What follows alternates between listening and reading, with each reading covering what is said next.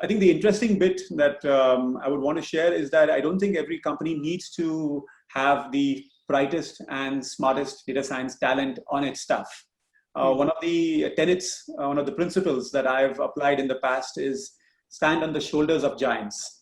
What that means is, there are lots of people out there, lots of really smart people out there who've done a lot of good work in being able to build algorithms or propose solutions for solving many problems, right? And as a starting company, you may not have the budget to be able to hire a lot of those talented individuals.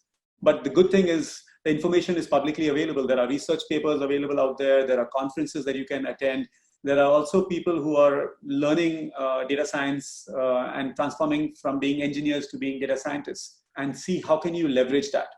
So when you look at a company, I would say the first part of your strategy will have to be, first, let's build the data. You need to first focus on starting to collect the data that you have, which becomes the base on which you build your intelligent application stack.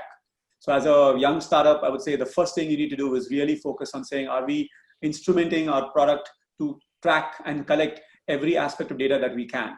And this is very often something that people don't do, because you're trying to build fast, you're trying to move fast. You're not really trying to think about where do I log the information. You're really thinking about how can I release as quickly as possible. So once you build your data, I think the next thing to look at is saying, what kind of quick wins can I derive to be able to showcase the value of ML to the organization?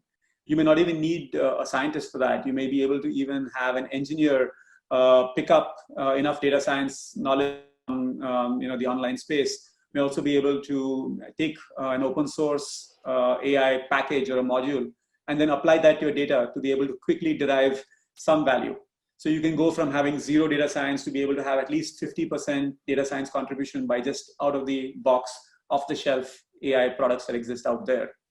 There are also different examples where you may choose to look at using AI products that exist, like you have AWS that provides SageMaker, or you have Google that provides a bunch of AI services, as well as many other providers. And many times, you just have to give them your data, and they will be able to provide to you back output in a prediction.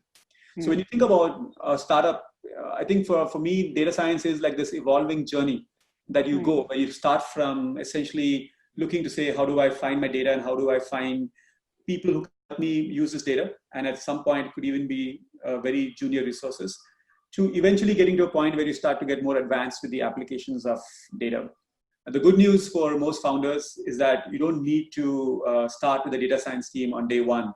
I would rather say that everybody in the company needs to be AI enabled, even product management, even leadership, so that you have a good understanding of what AI is.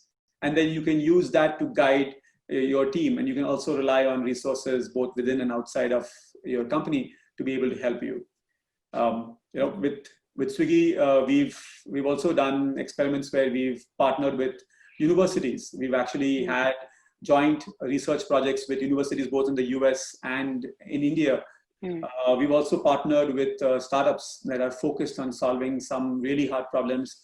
So, if you look at this tenet of standing on the shoulders of giants, I think if you apply that as a mental model, as a young company, you can look to leverage the larger ecosystem and really look to say, how do I build AI competence without having to invest a lot of money and time in actually having my own team?